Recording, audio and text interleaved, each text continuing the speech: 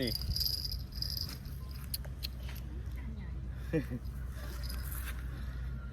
thùng thùng mấy ba tôi nhìm nè thùng con anh cứ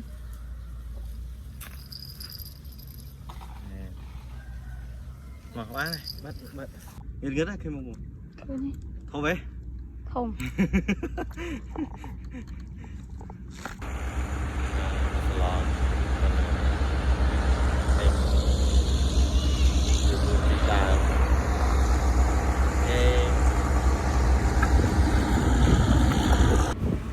Ok, chúng mình xuống đây buộc mai bông pháo nó không nghe ngày này đường ban thư tận nào từ tụi tây trong trăm tu sna bị tàu nó không nghe.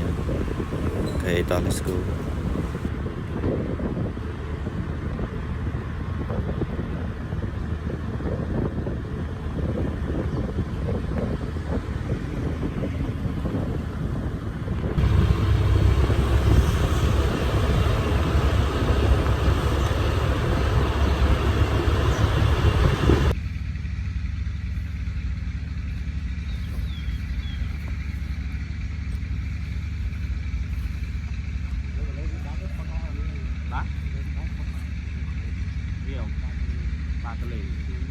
Đó là nick đó.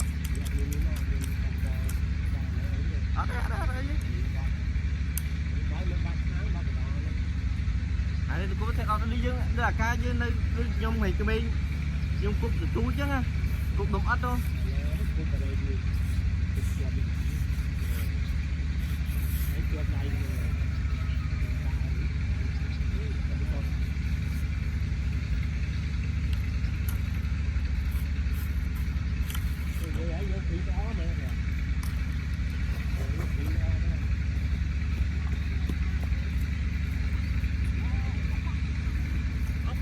Nhìn kính thiệt.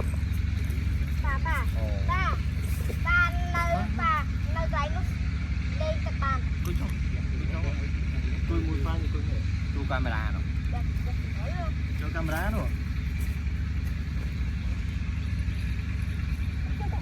Khi apa đây nó màu hả? Pa? Nó là băng camera, tôi như tôi được kia.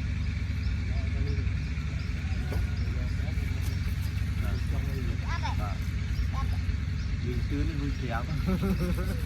Đưa ra. Chìm ngọn đại ai nhé.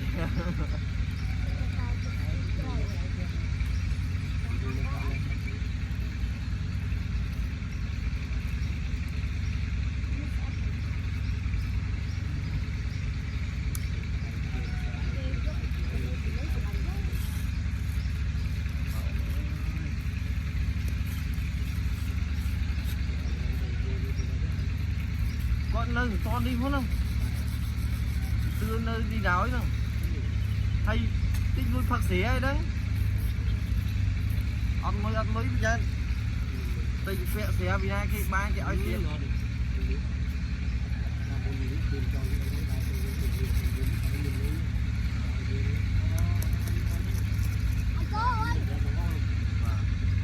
đây là nó đuôi dân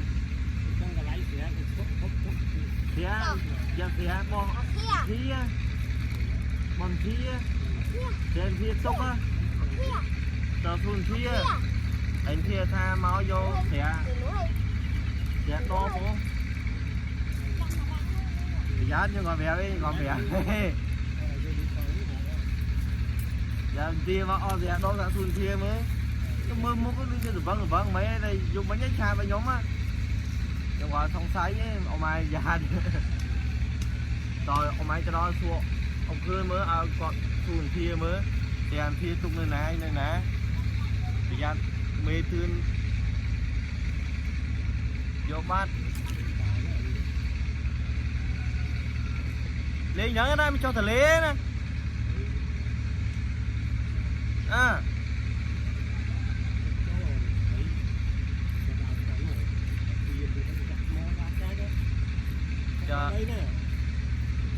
ông ai gọi là cái chặn thường khổ mới cho phay những đây thôi nè à nè mía này sao nè mía này vào mình đang lấy ca kinh tế này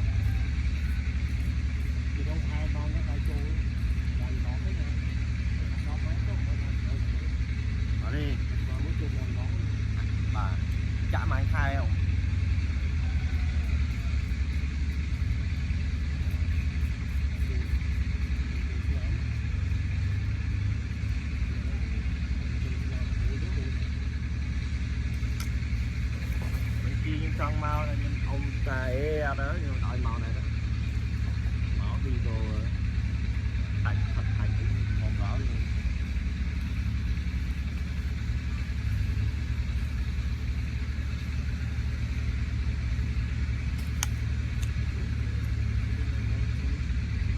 Đó mà có chụp phát tâm đấy đi.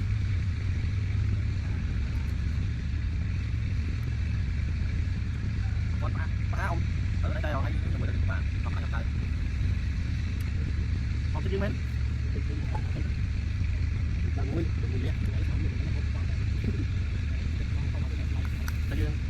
em đi cái em hai ba em của các con cái gì nè thì nhóm này nó bắt phát cái nó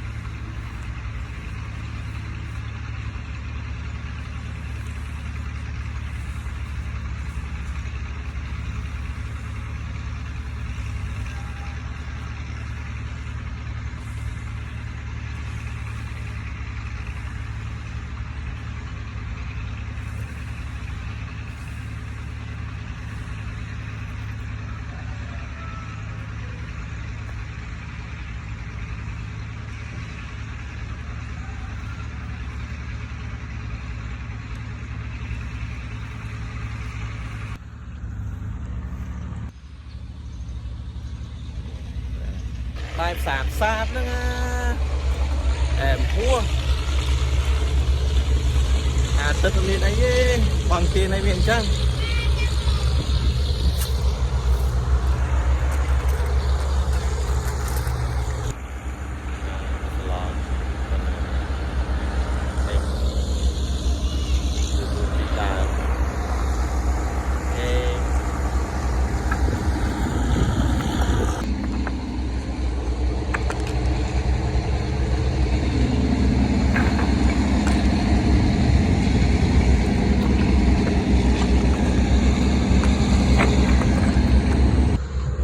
nữ bên ấn Mimi em nữ lọ em bé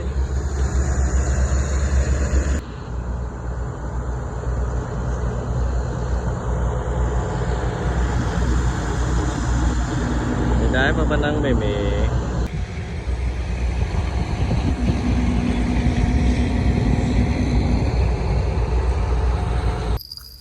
nè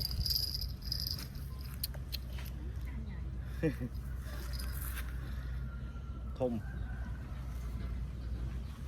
thùng mấy ba tôi nhịp nè không con anh cứ